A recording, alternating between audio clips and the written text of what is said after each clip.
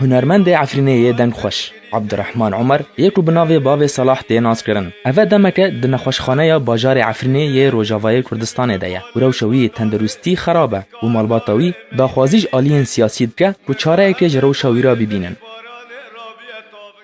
ام دخوازن يعني حاله ابو صلاح جبه و مرحله درکه به آلیکاری وی وره کرن باعتبار هنرمند کی فلکلوری تراثی تاریخی به ملایین جماهیر خواهی و دلیوان وره شاکرم به نقلاندنه باب صلاح یا حکمت حریم کردستان یا جی دوست وین جی دکتورا لترکیه وین ورن عنتاب نزیکتر جعفرین دا و حاله وی برپیش هره لأن حاله سوريا بشكل عام وعفرين بشكل خاص خواته يعني امكانيات ضعيفا جبروي ام افيو ما كانبن جهاتا وكي قلتي بابي صلاح انقاذ كن برپرسی اوفیسا پیوندین دروا یا پارتیا دموکراتا کردستان سوریا الهرما کردستان سعید عمر دبیجه که هنرمند باوی صلاح گلک خدمت ج پارتی را کریه و امنها هول ددن و آلیکاری وی بکن و تشت اجماع به امش بو باوی صلاح بکن.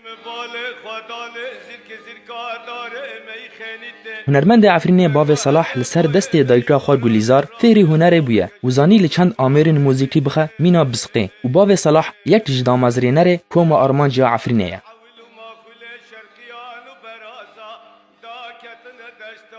يعني دنگه باب صلاح لچای کرمنج جمیل هورو هبو علتجو هبو عمر جملو هبو آدیک هبو رشته حمچوچانه هبو دنگه باب صلاح او دنگنانه يعني هول شونه ماینا بابنا باب صلاح مایی ام دغازن ام پشگیریاوی بکن و انشالله بسلامت الرابع و انشالله خود شفا لقی بدیوی باب صلاح وكي بابا كي جمرة جماعة حميرة شكما أرمانش حميرة كتشو خوربن أو وك باب صلاح جماعة أساسينة كما أرمان جنام دخازن سلامك اللي بكون عم دخازن بسلامات رابع وورد تاب ما به عم دخازن بمرابع سلامك جيراج هوليري حياة عفرين إسلام